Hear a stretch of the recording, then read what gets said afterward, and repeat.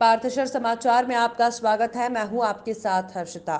सांसद विधायक फंड के कार्यों के साथ साथ अन्य सरकारी उद्घाटन भूमि पूजन में पार्टी के चिन्ह के साथ पत्रक वितरित करने का हास्यास्पद अभ्यास कुछ शौकिया भाजपा कार्यकर्ताओं द्वारा कई वर्षों से शुरू है।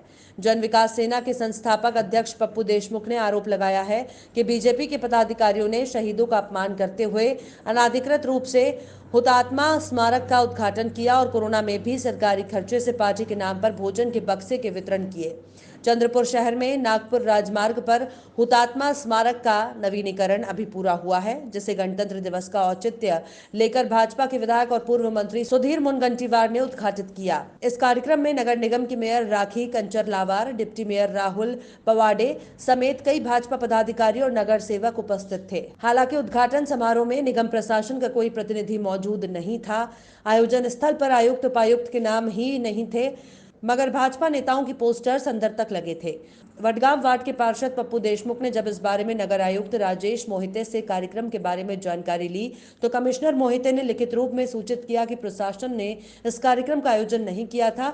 देशमुख ने सार्वजनिक निर्माण विभाग नंबर 1 के कार्यकारी अभियंता जादव से भी इस घटना के बारे में पूछा तो उन्होंने भी शहीदों के स्मारक का उद्घाटन आधिकारिक नहीं होने की बात कही। इससे ये साबित हो गया है कि हुतात्मा स्मारक का उद्घाटन अप्रत्यक्ष रूप से भाजपा द्वारा पार्टी के बैनर तले किया गया था और महापौर राखी कंचलावार और उप महापौर राहुल पवाडे ने अनौपचारिक रूप से निगम प्रशासन के भवन का उद्घाटन किया। ऐसा आरोप पप्पू देशमुख ने लगाया है। देशमुख ने मांग की है कि शहीदों का अपमान करने के लिए आयुक्त भाजपा पदाधिकारियों के खिलाफ कड़ी कार्रवाई करे, अन्यथा वो आंदोलन करेंगे। पार्थशर ने भी खबर लिखने से पहले आयुक्त से फोन पर पूछने से आयुक्त ने पप्पू देशमुख के कथन की पुष्टि की। या हुतात्मा स्मारकाचे शहीद स्मारकाचे दिनांक 26 जानेवारी रोजी महानगरपालिकेच्या महापौर राखी कंचरलावार व उपमहापौर राहुल पावडे यांच्या नेतृत्वात मोठ्या थाटात उद्घाटन झाले।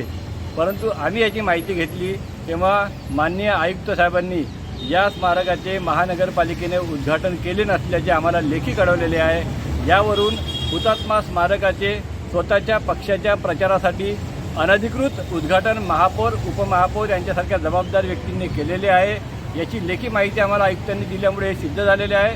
आमची मागणी आहे की आयुक्तांनी भारतीय जनता पक्षाच्या या सत्ताधारी पदाधिकाऱ्यांची महापौर आणि उपमहापौर यांच्या विरुद्ध नियमानुसार कठोर कारवाई करावी, कारण की हुतात्मा वाचनालयाचे स्मारकाचे अनधिकृत उद्घाटन करून त्या ठिकाणी स्वतःच्या नेत्यांचे फोटो लावणे हा अतिशय अपमानजनक प्रकार आहे। शहीदांचा अपमान या पदाधिकाऱ्यांनी केलेला आहे आणि अनधिकृत काम केले आहे शासकीय वास्तूमध्ये जबरदस्तीने। त्यामुळे त्यांच्या विरुद्ध आयुक्तांनी कठोर कारवाई करावी अशी आमची मागणी आहे। बजट में पेट्रोलियम पदार्थों की कीमतों में राहत नहीं मिलने पर यूथ कांग्रेस ने सोमवार को भोपाल में प्रदर्शन किया। प्रदर्शनकारियों ने बैंकों में अर्धनग्न होकर लोन की अर्जी दी और प्राइवेट बैंकों में पेट्रोल भराने के लिए लोन मांगा। यूथ कांग्रेस जिलाध्यक्ष नरेंद्र यादव के नेतृत्व में प्रदर्शन कर रहे युवाओं ने बेरोजगारी और निरंतर बढ़ रही महंगाई के खिलाफ प्रदर्शन कर कहा कि यदि लोन नहीं तो भीख ही दे दो।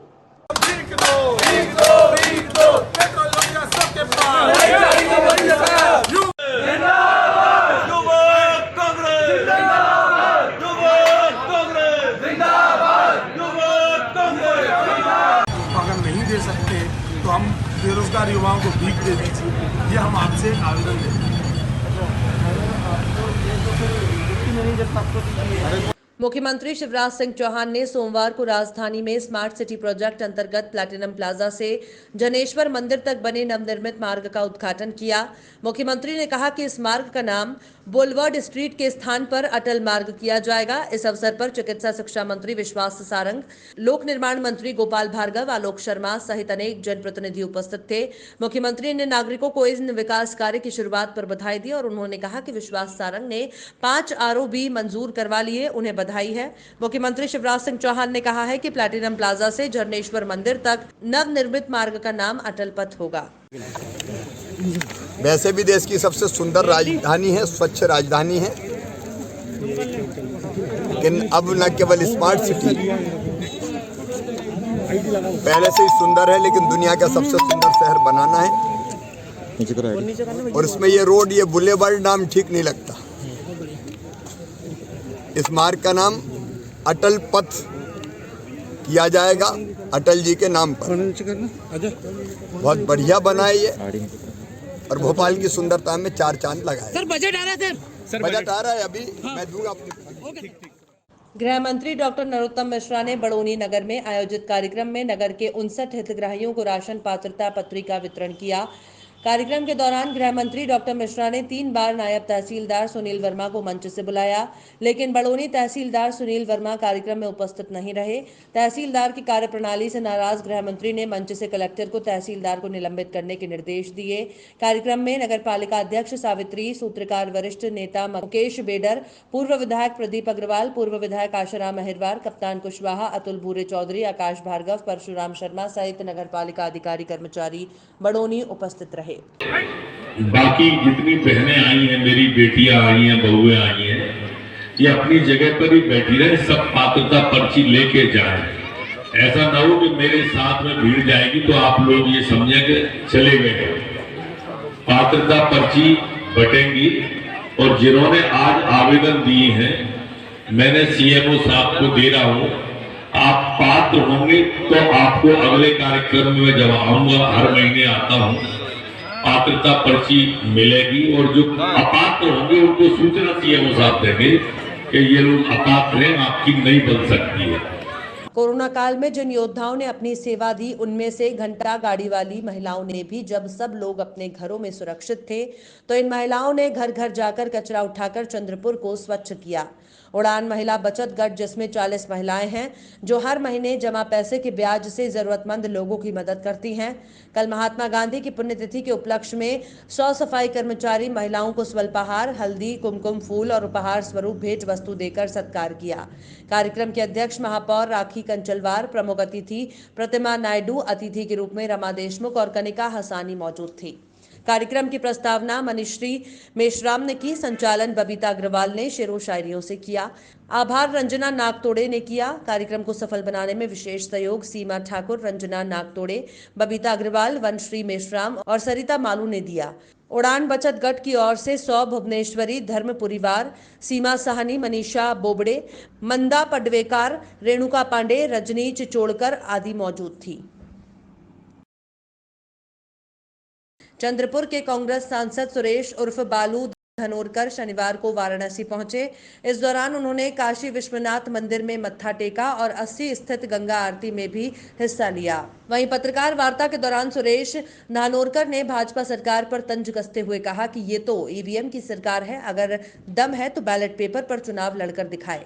सुरेश धानोरकर ने भाजपा को आड़े हाथों लेते हुए कहा कि पीएम मोदी बनारस के सांसद हैं, पर यहां पर मुझे ध्यान में आया था कि संपूर्णानंद संस्कृत विश्वविद्यालय में शिक्षकों और कर्मचारियों का कई महीनों का वेतन रुका हुआ है। अगर पीएम के संसदीय क्षेत्र का यही हाल है तो पूरे देश का क्या हाल होगा। उन्होंने आरोप लगाते हुए कहा कि पीएम मोदी दूसरी बार बनारस के सांसद बने हैं, पर यहां अभी वो विकास नहीं हुआ है जो होना चाहिए। जिस हिसाब से पीएम ने बोला था, उन्होंने कहा वाराणसी में लोगों के लिए बिजनेस का अवसर नहीं है। नोटबंदी और कोविड के बाद बहुत बड़े पैमाने पर बेरोजगारी बढ़ी है। उन्होंने भाजपा पर तंज कसते हुए कहा कि बातें करना अलग है और काम करना अलग है। डेवलपमेंट का मतलब सिर्फ रोड, नाली और ब्रिज बनवाना नहीं है, सबको रोजगार दिलाना भी डेवलपमेंट का मतलब है। वहीं किसान आंदोलन पर उन्होंने कहा कि ये सरकार किसानों की खेती दबाने पर लगी हुई है। कितने किसान आंदोलन में मर गए, पर मोदी जी अड़े हुए हैं कि वो किसान कानून लाकर रहेंगे। उन्होंने कहा भाजपा के किसी भी मंत्री को उनके ही पार्टी के 10 मिनिस्टर का नाम भी नहीं पता होगा। लोग सिर्फ मोदी और अमित शाह को जानते हैं। वहीं हैदराबाद सांसद असदुद्दीन ओवैसी के यूपी से चुनाव लड़ने पर उन्होंने कहा कि ओवैसी मेरे अच्छे दोस्त हैं। ओवैसी की पार्टी अलग है, वो अपने पार्टी का कार्य कर रहे हैं और अपनी पार्टी बढ़ाने का कार्य कर रहे हैं।